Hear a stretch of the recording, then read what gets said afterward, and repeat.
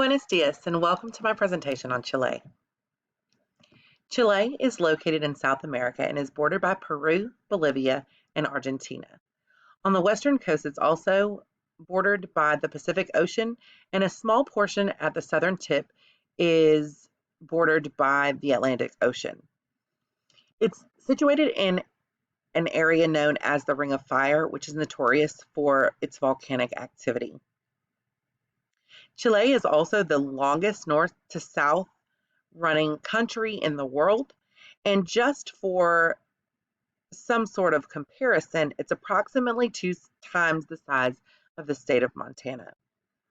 Chile's climate is temperate, meaning it goes through all 4 seasons, but does not have extreme high temperatures or extreme low temperatures. The terrain in Chile is made up of 3 distinct parts. To the north, there's the dry, hot desert. The central portion, home to Santiago, the capital and where 90% of the population resides, is made up of fertile land and Mediterranean temperatures.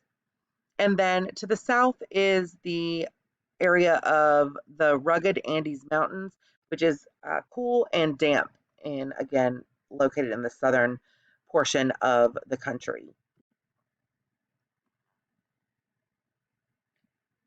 Looking at the demographic makeup of Chile, the population is just over 18 million and is comprised of several different groups of people. The white Latinos, of course, or non-indigenous people, make up 88.9% of the population of Chile. The Mapuche make up 9.1%, while other indigenous tribes collectively equal 1% of the population. The Aymara and other unspecified ethnicities both make up less than 1% of the population of Chile. If we take a look at this population pyramid, we'll see that Chile is becoming an aging society. So their birth rates are dropping and fertility levels are not allowing for the replacement of those who are aging out of society. So the life expectancy is high and mortality rates are low. Therefore, you can see the median age for those in Chile is 35 and a half years old. 0 to 14-year-olds make up 19.79% of the country, while 15 to 24-year-olds make up 13.84%. This is where the numbers start to climb as we hit 25 to 54-year-olds. They make up nearly half of the population, coming in at 42.58%. 55 to 64-year-olds rank 12% of that number, while 65 and older is an additional 12%. For those in the younger years, there are more men to women ratio. And then once you reach the older grouping, the 55 and up crew shows more female to male ratio in that age range. Linguistically, Chile is not very diverse. Of course, they are a Spanish-speaking nation with 99.5% of their population speaking the language. Now, wait, why are there all these other boxes? Well, the values reflect more than 100% due to multiple responses from some participants, meaning they probably are bilingual. You've got 10% of the population in Chile that is able to speak English, and 1% speak the language of the indigenous tribes to Chile. 2.3% answered they spoke some other language, while just a mere 2.2%, did not specify what language they were most comfortable speaking. Chile's economics are also very interesting. They maintain 26 trade agreements across 60 nations in the world. Their exports of goods and services account for 1/3 of their gross domestic product, and their main export is copper, which makes up 20% of the government's revenue. Chile also has the highest sovereign bond rating of all of South America. They also show great growth from the years of 2003 to 2009 when the price of copper dropped. and then again up through 2014. In those years of increase, they were averaging 5% growth per year. After 2014 and some of the recession hit due to those low copper prices, the growth slowed to just 1.4%. Chile is also the first South American nation to join the OECD, and they operate with an um, a policy that is counter-cyclical fiscally. What does this mean? Well, it means during times when copper prices are surging and they're making tons of money from these exports, they accumulate sovereign wealth funds. They don't dip into these, they put them away, and deficit spending is then allowed during times of low economic prosperity and slow economic growth. At this point, Chile can then dip into those funds to provide some sort of stimulus or relief funds during those slumps. Their process here or policy has yielded more than $23 billion in excess funds. They've also introduced tax reforms in 2014 that were aimed at fighting inequality and providing access to education and healthcare for everyone. These changes were said to have yielded approximately 3% of the gross domestic product in those tax revenues. What about the politics of Chile? Interestingly, Chile is much like the United States in the format of its politics. They are a democratic society and operate with a three-branch system, the same exact ones we use here in the States. The executive branch, which is made up of the president, who is the head of government and also the chief of state, along with his cabinet members. The legislative branch is composed of Senate and not the House, but instead they have what they call the Chamber of Deputies. They have 50 Senate seats with 8-year terms, and the Chamber of Deputies has 155 seats, and they serve a 4-year term. Finally, the judicial branch is made up of 3 types of courts: the Supreme Court, which houses the president and 20 members, the Constitutional Court, which has 10 members, and lastly, the Elections Qualifying Court, which has 5 members. The most interesting part of the Chilean government that I found, however, was that they have 21, a staggering number, political parties that vie to represent the Chilean government. The religions of Chile are pretty dynamic as far as the number of religions represented. The vast majority fall into Roman Catholic and Protestant or evangelical. Over 66% of the country identified as Roman Catholic. You have Jehovah's Witnesses and some that were unspecified. I do have an error here. I apologize for that. That was probably like an unanswered, unspecified, or not religious at all. That's that 11.5%. I do apologize for that.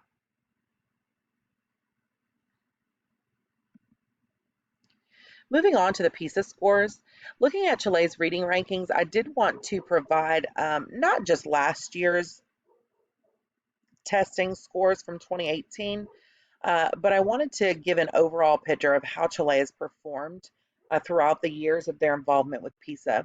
So looking at these reading rankings, they scored 34th out of 41 participating countries in the 2018 testing. Their score was at a 452. But they've grown significantly since they began in 2000, where they started with a 410. Now, there were a couple of dips midway through the process. However, they are definitely making great strides in improving their reading rankings. Chile's math rankings have pretty much stayed the same, although there has been growth from their initial run of the test in 2006, where they scored 411. They got all the way up to 423 in 2012 and has seen a little bit of decline since then. However, they are ranking 36th out of 41 participating countries, and again are on the upward trend from where they began. Science rankings are almost straight across the board. They started with a 438 in 2006, the first year that they took the science portion, and have gone up to a 444 in the 2018 year, maxing out at 447 in 2015. They also ranked 36th out of 41 participating countries in science. I also took a look at Chile's World Value Survey on what qualities they find important in instilling in their children. There were only two that really stood out as important to Chilean society, and the first was the feeling of responsibility that they instill in their children, as well as tolerance and respect for others. As we move through these other charts, you will see that many of the other things, from thrift and saving money to unselfishness, imagination, and hard work, are not really mentioned as important throughout the survey. The same thing goes with determination or perseverance, obedience, and independence. And the smallest amount of importance was placed on seemingly religious faith.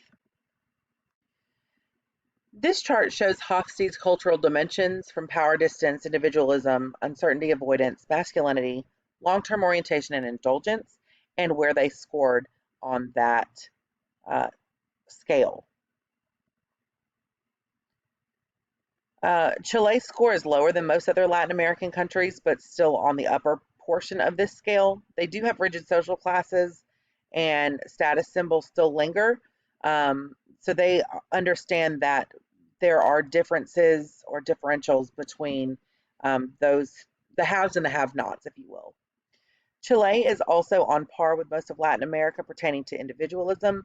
They are, however, considered a collectivist nation, but there have been some recent shifts in perspective that see them as they kind of have more economic development, they move up on the individualism scale.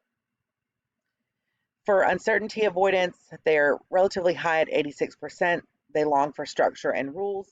However, they do show corruption rates are low, and they put a lot of trust into their experts and authorities.